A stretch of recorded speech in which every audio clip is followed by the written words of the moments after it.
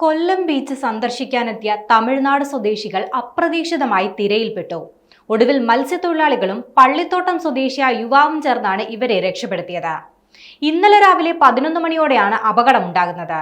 തമിഴ്നാട്ടിൽ നിന്ന് രാവിലെ ബീച്ചിലെത്തിയതാണ് ഈ കുടുംബം. ശക്തമായ തിരയുണ്ടായിരുന്നതിനാൽ ലൈഫ് ഗാർഡുകൾ ഇവരെ കടലിലേക്ക് ഇറങ്ങാൻ അനുവദിച്ചിരുന്നില്ല. ബീച്ചിൽ നിന്ന് മാറി കടലോരത്തുകൂടി നടക്കുന്നതിനിടയിലാണ് തമിഴ്നാട് സ്വദേശികളായ ഉഷയും ഭർത്താവ് രാമലിംഗവും തിരയിൽപ്പെടുന്നത്. ഇത് കണ്ട മത്സ്യത്തൊഴിലാളികൾ ഉടൻ തന്നെ രക്ഷാപ്രവർത്തനം തുടങ്ങുകയും ചെയ്തു. ഇതിനിടയിലാണ് മകളെയും കൊണ്ട് ബൈക്കിൽ ആശുപത്രിയിലേക്ക് പോവുകയായിരുന്ന പള്ളിത്തോട്ടം സ്വദേശിയായ ടോജിൻ രാജ് സംഭവം കാണുന്നത്. കണ്ടയുടനെ തന്നെ ബൈക്ക് നിർത്തിയിറങ്ങി കടലിൽ ചാടിയ ടോജിൻ മുങ്ങിത്താണവരെ രക്ഷപ്പെടുത്തുകയായിരുന്നു. ഉടൻ തന്നെ പള്ളിത്തോട്ടം പോലീസും സ്ഥലത്തെത്തി.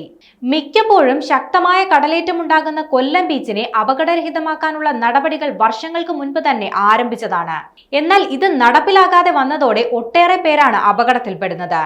അപകടകരമായ സാഹചര്യങ്ങളിൽ ബീച്ചിലിറങ്ങുന്നത് തടയാൻ ശ്രമിക്കുന്ന ലൈഫ് ഗാർഡുകളെ അസഭ്യം പറയുന്നവരും ധാരാളമുണ്ട്.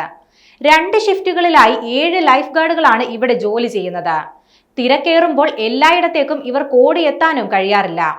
ബീച്ചിന്റെ പരിധിയിൽ ഇല്ലാത്ത സ്ഥലങ്ങളിൽ അപകടം ഉണ്ടായാൽ പോലും അസഭ്യവർഷവും അപമാനവും നേരിടേണ്ടി വരുന്നതായി ലൈഫ് ഗാർഡുകൾ പറയുന്നുണ്ട്.